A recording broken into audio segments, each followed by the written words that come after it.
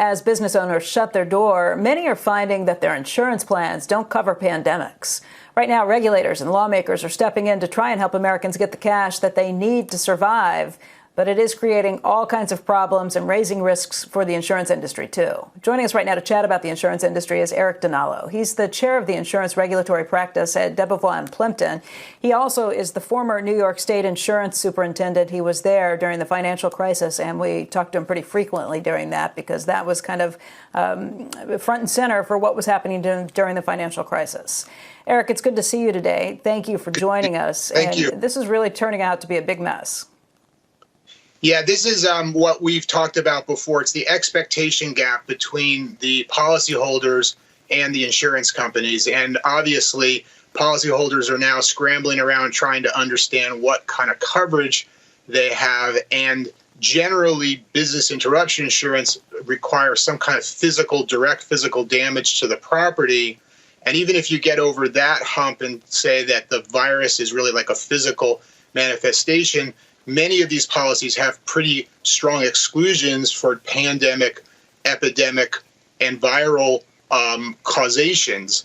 And now people are starting to look at I don't think we talked about this last time, but there's another form of insurance in these commercial policies called civil authority insurance, which is where the state comes in and says you can't enter your premises or a business, say there's been a gas leak or an explosion on the block and they close down the whole block and your business or your home is there. It's by civil authority. And there are policies that have civil authority insurance, which is arguably more akin to what we're going through now with all the state and city orders and federal orders, but that also may have exclusions for pandemic and epidemic. I try and weigh through this because it's a big morass. I can understand a business owner thinking, hey, I thought I had insurance for business interruption for something like this. Maybe they have a valid point to say, I thought this was covered, but I can also understand the insurance companies saying, wait a second, we wrote premiums based on the idea that we weren't covering this. If we had been covering this, we would have had to charge you a lot more for insurance along the way. As a former regulator, how do you come down on this?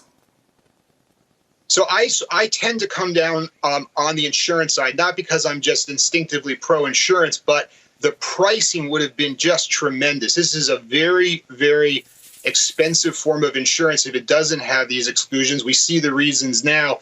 And many, many regulators were authorizing the exclusions. In other words, they knew about the exclusions. They supported the exclusions. I think there were even states where you were not even allowed to write business interruption insurance without the exclusions because the regulators didn't feel comfortable because of the risks towards solvency, et cetera. So it's not like I'm taking sides, but it seems to me pretty obvious that the insurance industry really, really thought this out, tried to be prudential about it. They're not trying to deny claims just to deny them. Their view is there really was never coverage for this, and there needs to be some other solution, some of which we've talked about before. But I think that that's sort of how, as I would view it as a former regulator. But then, as you know, there's legislatures out there, there's politicians that are seeking to pass and propose legislations that would retroactively undo the exclusions. And that's where you have tension between the regulators, the policymakers, the legislatures, the companies, and the insurance companies. Well, that's a huge question, what legislators are now looking at. I know that's happening in the state of New Jersey, lots of other states, too. Yep. What would happen if some of those states were successful in retroactively saying, you never really wrote the policy to cover this, but you're responsible anyway because you've got the money? What happens at that point? So what would happen? And there's different versions. I think there's an Ohio version, Massachusetts, New York, and New Jersey so far, but they all basically do what you just said. They maybe create some kind of fund, but the industry ultimately would pay for the fund. So I think what you end up with, frankly, is lawsuits, right? A lot of insurance companies will fight back and say that it's, frankly, a takings, it's unconstitutional. There's something in the Constitution called the Contracts Clause, which was a post-Revolutionary War clause to stop states and eventually the federal government from coming in and abrogating contracts without both parties agreeing to it. So there are even constitutional challenges to it. It would be a serious issue. And I think it would, and in some sense, I'm not sure it would be healthy in the sense that it would rattle the insurance industry. They would say, we did this as carefully as we could. If you want to do a prospective fix, like, they had to do with terrorism and the Terrorism Reinsurance Act of the federal government, give us a backstop, give us a ceiling, and we're happy to walk in and write this insurance. But without that kind of an approach, they are very exposed if these states do this kind of rollback. I actually wonder what it would mean for how many insurance companies would continue to write any sort of coverage for business in states that actually followed through with something like this. Yeah, the New Jersey statute is interesting because it presupposes, it almost accepts the validity and the strength of the exclusions. It's not like a gray fight with them, a gray area fight. They really seem to, in their statute, just assume that they're there, assume they're impenetrable as an exclusion, but then just retroactively roll it off and say the insurers have to pay. Look, I'm very sensitive to the frustrations of people, and that's why I think when we first talked, I could see this expectation gap coming because, exclusions and covered peril and all these technical terms are hard for the public to get their arms around. And I agree with what you kind of opened with. Probably people expected that this was what they had the insurance for. But this is also the kind of exposure that could really, really endanger the insurance system if it's not managed carefully and that there's not some respect for the validity of the contracts.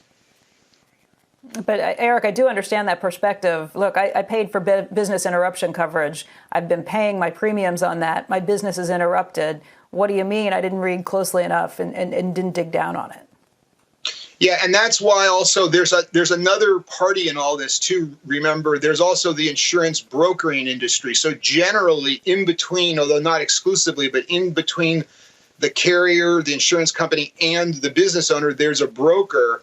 And that's why when you see the letters to Congress, a lot of them are also co-signed, promoted by the brokering industry, because many of the regulators, like New York, are saying in their frequently asked questions section on their website, they're saying, speak to your broker, see what your coverage is. They're acknowledging that there is an expert that's also involved here besides the insurance company and the commercial owner. But I understand I don't want to diminish the frustration at all or in any way say that people are probably not disappointed and there is this expectation gap. But I think that one then has to sort of admit that we have a national issue on this. As I think I said previously, it feels like it needs a national solution, both retroactively and prospectively. Retroactively would be some kind of federal fund or something that would go to help these business owners and not disregard the contractual provisions of the insurers, and some kind of prospective relief, a la some kind of trivia solution, so that the industry can start to write this again. Because I bet, I would predict that increasingly borrowers are going to face lenders and mortgagors who are going to require this kind of insurance. And then if the industry doesn't write it, you're going to have a real ding on commercial activity thereafter.